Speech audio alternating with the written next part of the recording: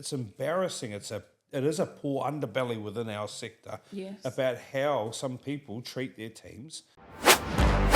Welcome to Fika's Focus. Voices leading change. Right, we are back with Danielle. We're how many months are we into this now? What are we? May? So yeah, 5. Yeah. How are you feeling? Yeah, good. Because you're past that kind of 3-month Yes. window. I would say the first month was the hardest. Yep. Yeah. Well, talk through that. What was it? A big part of me felt like I was stepping into some really big shoes. Like, obviously, Ash was an incredible leader, and I felt like I had to, kind of be at her level. Yep. Yeah. So I put a lot of pressure on myself to be kind of on that level. But I think with the support of the kaiako and actually realising, no, I'm going to bring my own flair to this place. I'm going to make Terrace Views something that I'm really proud of. I'm going to leave my own footprint here. So as soon as I kind of got over those feelings, then it started to kind of become easier. Yeah. I felt like I had to ask to make changes. Like, I would ring Ash all the time, like, I'm thinking about this. And she would be like, this is yours. Like, you do what you want. You've got the autonomy. Like, I trust you. I back you. And yeah, after that, it's definitely started to flow more. Yeah. Can we go backwards a wee bit into coming into this role? And obviously you had Ash there. What were some of the real positives to having your journey into the role being, as opposed to a brand new centre? Yes, yeah. What some of the, which obviously you won't be able to comment on at this stage, but what were some of the benefits of having Ashley there through that time to just guide you through all of the nuts and bolts? Yes, but, yeah. And maybe not talking about, she should be discovered, but I'm talking about the leadership lessons and allowing you to digest, analyse, and then what you've already arrived at, which I love. You spoke to stamp your own authority in that space. Yeah. What was the benefit of having that? I think when Ash stepped 2 days out of the centre and I stepped into those 2 days, I was able to learn things on my own, but also I'd had that mentorship from her during the weeks, I would sit at her desk for my breaks and stuff. People would joke, I always see you at the desk, are you ever on the floor working? But I would spend time and ask questions, and she always had the time to tell me, this is why I do this, and all those little comments, all those little things kind of added up so that when I did step into those 2 days, I had already bits and pieces that she had given me. Even comments about, this whānau likes this, or, they like to feel really warmly welcomed when they come in, or, they might have had a really rough morning, so I always like to check in with this particular whānau. So even if they weren't children that were in my space that I was teaching, I already felt like I had a little bit of a relationship with children in the overs space, because of that kind of mentorship. And I think that's something that's so important, because we're there for the people. That's our main kind of focus there. And then also when Ash wasn't there those 2 days, she was only ever a phone call away, which was so incredible to just have that support all the time. But not just Ash, you, Courtney, Lauren, even sometimes when Sammy would pop in, I'd be like, welcome, sit, how's your day been? Let's chat. Yeah. And part of, and thank you, I even for acknowledgement in that space. I mean, we've tried to stay out of the way of some people too at times, because I think sometimes you can overwhelm. And now I'm starting to get back to centres while Ash has figured out her role, and because I love being around the centres. But that mentorship part, which let's dig in a wee bit there too. What are some? Because you'll be going through this stage now yourself, and people will be coming in and looking for your guidance. But what are some of the key traits that Ash carried as a mentor? You've talked about one there being absolute belief. But what are some of those other facets that really give you or gave you confidence that I'm gonna actually knock this one out of the park? Yeah, I think obviously the confidence that she had in me, and that you can do this. I know that you're very capable of doing this. She just had very open, we had open communication we're able to talk through things and whatnot. What about some of the, if you don't mind me bringing it, because some of the parts that you felt like you might not be so good at, because you just talked to it, you're like, oh man, I can't be actually. How, because we all feel that that's a very natural thing, right? How did she help you? How did she help you reinstate some of that belief that just because I'm not good at that doesn't mean that they're going to define me? Yeah. How did she guide you in those elements of work-ons? Or even more so, how did she create an environment, or why did you guys feel so confident, open communication, to be able to share such vulnerable, and they are, I know you've shared that, in those vulnerable times. What is it there in that mentorship role that really allowed you to dig into some of those things that you may have not so much struggled with, but just those things like, this could test me? I think she always made us feel like our feelings, our thoughts, our opinions were valid. Our voice matters. I think for some kaiako, we've been in environments where we haven't been empowered. We haven't felt like what we have to say matters or will make a difference. Yeah. And it's hard when we say that out loud. Yeah. It is hard to know that there's actually people today going through exactly what you are talking to. Yeah. And as a leader, going through these experiences myself, I think about it all the time. I think about how I'm leading others. How am I role modeling? Am I approachable at all times? All of these things. Do my team feel like they can speak to me about anything? Do they feel like I'm going to advocate for them? Because that is my goal. Someone asked me the other day, well, what does a centre leader do? And I said, the way that I look at it is I am here to support the kaiako to be the absolute best kaiako that they can be on the floor. I want them to be able to come to me with things that are happening on the floor so I can support them, not fix it for them, because that's not helping them grow, but I want to be there to support them, and I want them to feel like they can say those things to me and never think, I'm not going to say anything because Danielle's not going to do anything. It's just going to stay with her, and that's kind of the end of it. You've had some pretty sharp lessons already, but also in your career, and I'm going to say, horror stories that you've told me a couple. Just terrible. It's embarrassing. It is a poor underbelly within our sector about how some people treat their teams, and you've bounced back. You could have walked. Like, you have a skill set that could be applied across lots of sectors, quite frankly. You could have walked. Just the way people treated you, but you've now, this is the beauty of your leadership. Yeah. Exactly what you just said. I'm not going to create an environment like that. Yeah. Never. No, never. And I want, if I teach my kaiako anything, I want them to learn the same lesson that I learnt from Ash. You can absolutely lead with the heart. Yep. You can still be a caring person. You can still advocate for your kaiako, but you can still have the brave conversations. And the reasons why you're having those brave conversations is because you want the absolute best for the tamariki and their whānau. Yeah. I just want them to know that you can lead with the heart and still run a successful centre, because I think that gets lost, unfortunately. Yeah, you don't have to be a Grinch. No. Yeah, you don't have to. And what I find from you is you are very consistent in your mood. Yes. There's no real deviance that I've seen, certainly this year, while you're officially in the role.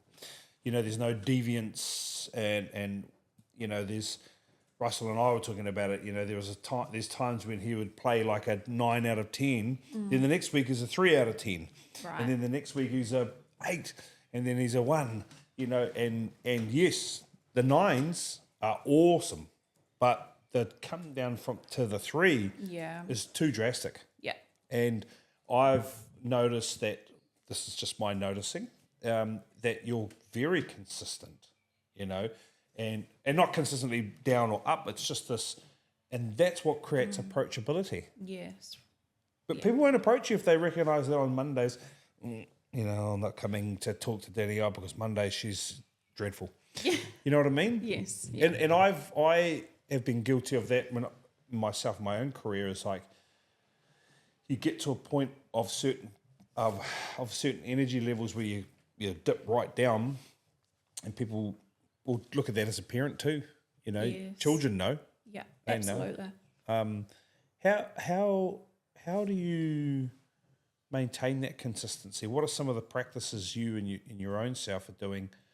Which I know reading's one, but Yeah. what are some of the practices you've been implementing to keep that consistency? I just think consistency is so important across lots of different areas in life. You know, it's like when you're going to the gym or you're trying to get running or something, you know, you're going to get better if you keep that consistency. And I just think that for people that possibly don't have that consistency in their home lives, they need it within their work environment. For a lot of them, their work environment is their safe space. And I work really hard on that consistency. I definitely have my down days, but I share that with my kaimahi, like, oh, this has happened this morning and I'm feeling a little bit, but I'm okay. And just continue to just keep showing up and just giving it my absolute best while letting the team know sometimes there's going to be times where I'm not. You know, I am only one person, but I think also the team really appreciates that open honesty. Yeah. I talked about that with literally this morning on LinkedIn. I was talking about that vulnerability piece is actually quite critical. Yes. You can't expect to always be up. Yeah. It's just like, and how you deal with the down is important. Yes. Because if you deal with it by taking it out on people, you get found out very fast. Absolutely. But if you can lean on your team and you can acknowledge that you're not entirely there today, but just give me a bit of time, I'm going to bounce back. It opens up, which you talked to with you and Ash, that open comms, cool, we can deal with it or whatever and go from there. Yes. Because going out, and unfortunately lots of leaders do this, they don't share, then they blow up at someone. Absolutely. or they lose it at something, and then that's far harder to recoup than just being open and honest and upfront and being like, you know. And through being open, you encourage people to perhaps seek to speak to someone themselves or dig deeper into their triggers and whatnot. I think as centre leaders, our role is huge. We're not just leading a centre, we're leading people and we're supporting them outside of mahi as well. Yeah. Yes. Yeah, it's a huge piece. I love that, because what you're talking to is helping your people win in their day-to-day mahi, and by creating consistent environments, consistent emotions, consistent leadership approaches, that ups the probability of them winning. And I don't actually believe you've missed a beat at all with Terrace Views in terms of, and I know it's easy to say, oh, but it's a great team, and I know that's easy to say. Yeah. But this company's not built on, we are built on acknowledging the fact that leaders have a major influence over what's going on in centre. Yeah. And I have been walking around and I catch up with the team and Heather and all of them, and I actually just don't think there's actually been any level of drop at all. If not, it's gone, it has evolved. Yeah. You won't see that entirely because you're in it. Yes, of course. Yeah. And sometimes you can't see it when you're in it. Yeah. No, because you just get used to the conditions. Oh, it's hot today again. Oh, I better take off, put my singlet back on, you know, versus someone being dropped into the heat and being like, whoa, this is where I need an umbrella to keep the sun off me and all sorts of things. Yeah. See, I've walked in especially in the last kind of month or so, where I just feel like nothing's dropped. And that is a credit to you, but it's not tight. But then where I noticed the different, like the displays. Yes. Yeah. You know, like, I love walking in and seeing all your stuff. I've been going around and the rooms it's popping. Yes. You know, we obviously had our full staff hui there the other night, and the room's warm, and because they're big spaces. They are big spaces, yeah. When they're big like that, you can get lost in. Yes, yeah. You know, it's hard to. You can get lost in the size of the area, but just massive kudos to you, because I just don't believe it's dropped at all. Thank you. That means a lot. And I'm just so proud of the team for just their consistency as well. Yep. They're always wanting to, okay, well, what are we going to do now? How are we going to extend on this? Yeah. And just them bringing in their passions as well and sharing it with the tamariki. It's just, very lucky to be surrounded by amazing kaiako and to support these amazing kaiako for what's next for them. I think they would probably appreciate the that you've also come from a lens, because you were a very good teacher too. You're an exceptional teacher, but actually, because the tendency sometimes when you're a good teacher is to go in and influence with how I did it. I know I was guilty of that. Oh, but this is what I did. Yes. And I haven't heard or seen any of that unless it's like a guidance piece. Yeah, you know what I mean? usually try and keep removed as much as I can unless they're coming and saying, hey, I really need support with this, or what would you do with this? I want them to come and seek the support, because I want them to be able to figure it out on their own as much as they can, but them knowing I'm always here to support when you need it. And even when they do come to me, I'm like, well, what are you thinking? And they'll say it, and they know it. They've just said the answer. I'm like, you've got it. That's exactly what I would do. But that's what Ash was for me. She was that backer of, yep, you've got it. That's what I would do too. You handled that perfectly. Yeah. I love that. So, okay, let's just explore that. So, I'm Ray. I've walked up to you and said, oh, hey, I'm really struggling to engage a child, da-da-da-da. And the first thing you'd be saying is, well, what do you think? Yes. What have you tried? Well, what are their interests? Have they gravitated towards anything? And yeah. But they're usually all the things that they'll come back with. Nice. Yeah. Yeah. I think deep down they really know, but the more you kind of keep prompting them, the more that these things kind of come out, and you're like, yeah, that's it. Yeah. It's your answer.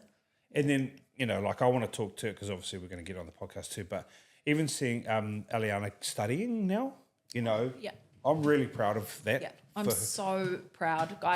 Last year I was like, you need to study because you're doing it all already. Her provocations and things that she sets up, I said, you're doing all these things already, but to get the knowledge behind the why of why you're doing it, she's already an exceptional teacher, but with that knowledge behind her, like, she's going to be a centre leader one day. Yes. She's just incredible. And it's that sort of, leadership validation that we look at and we think, yes, and what I love, what you've already spoken to already, is you question yourself, and that's what great leaders do. They don't question themselves to their detriment. Yes. Oh man, you're an idiot, or why are you doing that, or that, like, you're like, okay, cool. Am I approachable today? Was that interaction positive for them? Yes. Yeah. Do they feel they can go and take risks? Da da da. Eliana is a good example of someone who everyone knew that she is an exceptional teacher and human being, quite frankly. Yeah. And with, like, exactly what you said too, the tohu and the knowledge behind on child development and all that sort of stuff, she'll be exceptional. Yes. Well, she is. Yeah. But as a leader, one day, Yeah. she will be an exceptional leader. But she needed that encouragement to do that study. She needed someone, and it wasn't just me. It was, Amy and Shay and Heather and, like, pretty much all of Terrace Views, like, saying to her, you can do it. Yes. And when she got that first assignment back, I remember her messaging me, and I think it was on a Saturday, and I was lying on the couch and she messaged me and she's like, I've got news, ... I'm like, here we go. She's leaving me hanging. My mind's going wild. I'm like, it could be all these things. She's broken her leg or something. And she said, I got my assignment back and I got a merit. And the feeling, like, I felt like, I can't even explain it. I was just so incredibly proud of her. And then she replied, this just makes me feel like I can do it. I'm like, I know you can do it. But yeah, just her getting that, on her first assignment, just, so proud. And you and I have been through the study. It is important. Yeah. And the crazy thing is, there's some parts of my study I was like, what the does this mean? Like, what? And then you get into the room, you're like, oh, okay. Okay, here we go. Yep, that makes sense. Yeah. You know, like I remember doing the human development papers and being like, what is this geeky stuff, you know? But actually, that's still something I utilise today. And then, so bringing that kete of knowledge into her will just, it'll make her go like that. And you've got Ella and you've got Abby who's doing some relief. And they're studying and they're learning and they are the new generation. Yeah. Yeah. What do you think the new generation of teachers is going to need in a leadership space versus, say, some of your more experienced teams like Armin, Shay, Heather? What do you think these young teachers are going to need today or tomorrow? I think they still need the core things that we have all needed through our teaching journey. They need to feel heard. They need to feel like their opinions matter. But I think teachers these days are probably experiencing a lot bigger behaviours and whatnot than we were. We're seeing a lot more children with additional needs. We're also seeing a lot more children that are moving to New Zealand and whatnot. So I think when I'm thinking of my teaching journey and these new kaiako coming in, I think those are two big pieces, that they would need support with. Yeah. And as a leader, what do you think are some? Because I think to my own self around. Because you're right, I 100% agree. There's when I started in 2004 to what it is today, it is an entirely different kettle of fish. Yeah. But what are some of the? And you're talking about those core pieces around being heard and all that. Love that. That actually will never die, I believe. No. I don't believe that that element will ever need to disappear. But with, say, the likes of the Ella and Elianas, all those sort of things, like how do we help them cope with some of what you're talking to, so that they stay really passionate about the job, because that's what we want. Yeah. And B, they feel like they can continue to be themselves as educators. Yes. You know, really own their own flair and passion areas and things. Yeah. As a leader, what do you think you'll do to really I think we need to keep pouring into their kete of knowledge. We need to keep providing them with pieces to expand their knowledge. We need to be providing professional development and whatnot that is going to help and support them to grow. Like tapasa that we had the other night. I mean, beautiful, right? Yeah, and I was... when we went around the room and who learnt about tapasa at study, my hand didn't go up, you know? So, like, we need to be putting these things into their kete, and we're doing that. So how cool is that? I think we just need to keep putting these things into their kete. Obviously, they're getting these things in their university training and whatnot, but I think there's still things that you can't get at university. Yeah, the real world experiences. Yeah, experiences, exactly. Yeah, yeah. And let's pivot a wee bit. Personal life now with your kids and, you know, all that's been a big shift now, being in the leadership space. How's that going? I mean, I know you come from a supportive household and things, so I understand that. But, you know, it is a big dynamic change. Yeah. How's it going? Yeah, some days are really great. Like I come home and I've got more energy for my own children because I haven't been with everyone else's children, which is nice. Sometimes it's hard. Like I come home and I've had a heavy day of, you know, listening to others' thoughts and feelings and whatnot. And I guess for me, sometimes I hold these feelings, like I want to support and whatnot.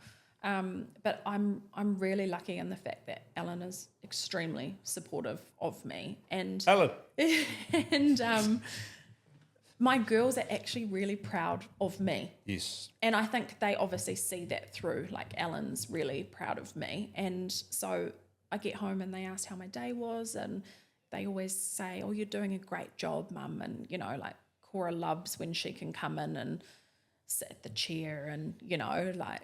Yeah, it's been a huge shift for us, and especially working full-time has been a big shift for me. But I think being able to role model to my girls that you can do this, you can do things that you dream of. I mean, I remember finishing my study and thinking I want to be a centre leader one day. And I was only 21 when I finished my study. So, yeah, having goals and meeting them and showing my family that is really important.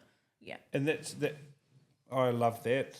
You know, your daughters in that sense for what women can be today, Yes. and they can have both. Mm-hmm. And again, I think this is why I love the role that we have for Ash and even for myself and Courtney. Sometimes we still do need to step in to protect people from themselves. Yes. Yeah.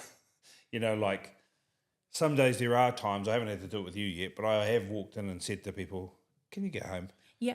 You know, like, go home, man. Yeah. Go to the beach. But it's so nice to know that as a leader. I think there was one day where I just had a big, heavy day and I sat back down at the desk and I just thought, you know what? I just need to go home now. Yes. I'm not actually going to, I feel like I'm not going to be a great leader if I just stay in the chair right now. I just need to remove myself, digest everything so that I can come back at my consistent self tomorrow. You know? That's recovery. Yes. Yeah. You know, like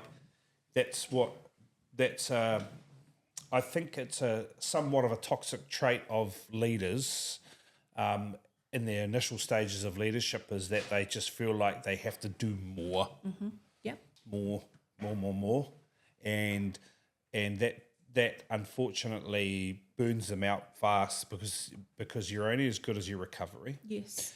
And you're only as good as how well you can refresh and let go and ground and in that sense. And again, like I don't think I have had to say that to you at all yet, but those days will come, and that's the privilege of a role like myself and Courtney have, and Ashley as well, that there are times where you just go, hey man, like, you know, go home. Yeah. You don't need to send the email. Yeah, but also knowing that we can reach out for support in those times. Yes, and Courtney and I are very proud of the evolution of what that is now. You know, like the Leadership Council and what we get to now support you and Britt Telefono as the next version of our leadership's crew, and in that sense, there is no excuse for you guys to feel like you're not being supported on our end, because we're asking the same questions you're asking. Am I still approachable? Yes. You know, am I still available? Do I hold space? Do I listen? Those are the things that we want to continue to push on, because as we continue to grow, I want the next batch of leaders to be able to say, oh man, Danielle was this person for me. Oh man, Rose was this person. Oh, Britt was this person for me. Because then we're seeing those lessons being tested and permeating through the company. Yes. And again, hopefully through the sector, because yes, there are some amazing centres out doing some great things, but there are some crappy ones too. Yeah, there are. And they're not empowering their people. Yeah. Or their leaders. Yeah, and then we're seeing them leave the sector, which is sad because some amazing kaiako. Terribly sad. Yeah. Before we wrap up, because I know reading you were really running down those channels. Yeah. What are you reading at the moment? Oh, I'm actually reading... Harry Potter. No. I'm actually reading a book called The Last Anniversary. So I've actually pivoted towards a little bit of, not the ones like Build and whatnot like I was reading. But in saying that, I'm dying to get my hands on the Let Them book. Oh, yes, I saw that. Yeah. Oh, yes, I saw that by Melody Robbins. Yep. Yeah. So that's, well, I'm going to Bali soon. So I'm packing that. I want to read that because... I've seen some amazing quotes from it, and I think I resonate with that so much. Like I'm at that point of my life now where I'm like, actually, do I care what that person there thinks? You know, like, and I know that there's going to be so much more within that book. So I definitely want to read that. Danielle, we're really proud of your growth. And I personally am so proud that you've just absolutely given me the bit of the burden, and just like I know that this actually isn't the last rung of this. I look forward to actually taking, because you're you've got a lot of courage. You have actually got big bounds of courage in you. And I wonder what that looks like now for us. The challenge for us is, how do we build the next rung of the ladder for you?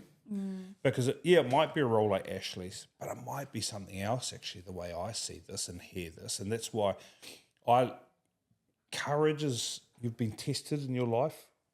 You've shown courage so many times. And with people like yourself who have major courage, we can actually go out and change the world. Because when you look at the Melody Robbins and all these things, one thing that stands true is courage. Yeah. They might be intelligent, they might have empathy, but if you are not courageous, it's actually very hard to progress. And I know that we get to actually hold those conversations even more. But I'd love for you to think about and go away from this, and when we come back round for our next podcast, to be like, I wonder what that will look like, and what am I going to build to, and what's going to require lots of courage. That's exciting to think about. Yeah. Because, again, not everyone has courage, mate. Like that's or has had their courage tested. Yes. I think that's the thing, that's the important part. You have been tested. Yeah, and I think times. At times, I don't want to say I've lost my courage. I think it's always kind of been there, but maybe it's kind of had some other things on top of it, and I've had to kind of pull those things away, and for that to kind of come up. And because I remember, our first kōrero that we had about, terrace views and whatnot, and I walked away from that and I was like, I feel like I didn't get my message across. I didn't, really advocate myself. So I remember texting you the next day, like, hey, when you're free, can you come in? You were there within like half an hour, I think it was. And I was like, actually, this is one of those moments where I'm going to be brave and I'm going to say, I really want this. This is why I want it. Yeah. And mate, you're crushing it. You're crushing it. We're proud of you. The whole Leadership Council is proud of you. I know Ashley's mega proud of you. Courtney and I are mega proud of you. Thank you. But I actually can't wait to see who comes through from you, because that's the exciting part. Yeah, it is. That's probably what really excites me about this version of leadership team that we have, like yourself and Britt Tillifon, or that. Who comes next? Because you guys are coming from just a different lens. Where this company's not just survival mode, we're actually like thriving, and I can't wait to see what comes out. But no, we're really pumped. I know the Terrace Views team love you, and we can't wait to see some future developments for you in your career, Danielle. I'm stoked. Thanks, Ray. Awesome. Thank you for trusting me. Awesome. Okay, thank you very much. Thank you. I was going to say that. Oh,